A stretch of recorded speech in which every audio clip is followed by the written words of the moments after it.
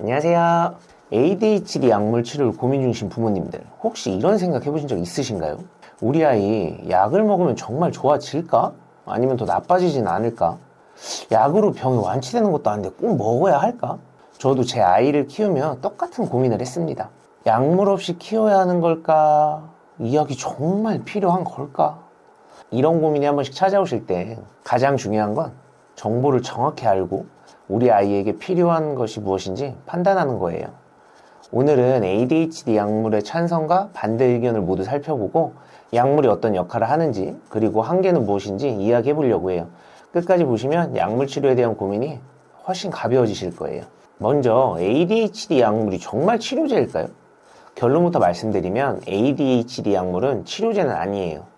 약을 먹으면 ADHD가 사라진다? 이 기대는 잘못된 거죠. 약물은 ADHD 증상을 완화하고 아이들이 일상생활과 학업에 더 적응할 수 있도록 돕는 역할을 합니다. 쉽게 말해 약물은 병을 치료하는 것이 아니라 증상을 관리하는 데 쓰이는 도구인 거예요. 그리고 많은 부모님들이 놀라시는 부분이 하나 있어요. 바로 ADHD가 성인이 되면 자연스럽게 나아지는 경우가 많다는 거예요.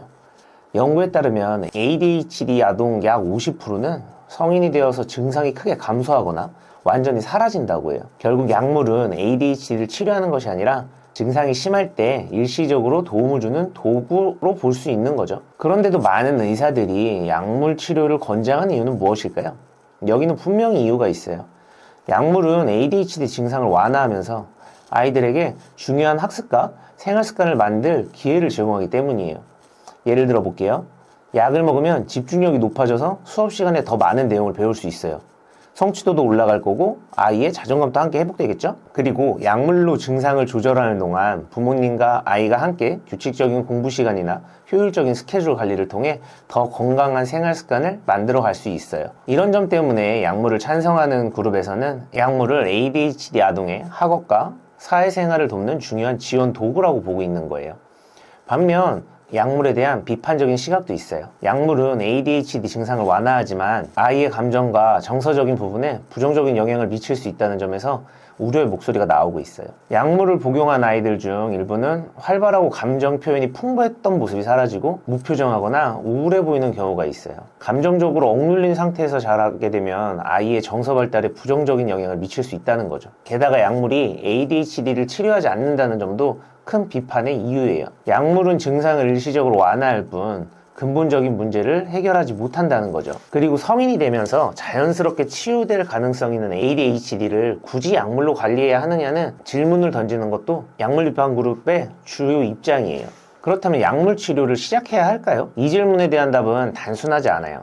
결국 중요한 건 우리 아이의 상태와 필요를 정확히 파악하는 건데요. 예를 들어 아이가 집중력 부족으로 학업에 심각한 어려움을 겪고 있거나 충동적인 행동 때문에 사고 위험이 높아지거나 또래 관계에서 반복적으로 부정적인 피드백을 받는 경우라면 약물 치료가 큰 도움이 될 수 있어요. 또한 행동 치료나 환경 조정을 시도했음에도 효과를 보지 못했다면 약물 치료를 고려해야 할 필요가 있어요. 약물은 아이가 학업과 생활에서 더 안정적으로 적응할 수 있도록 돕는 중요한 도구가 될 수 있어요. 하지만 모든 ADHD 아이들에게 약물이 필요한 건 아니에요.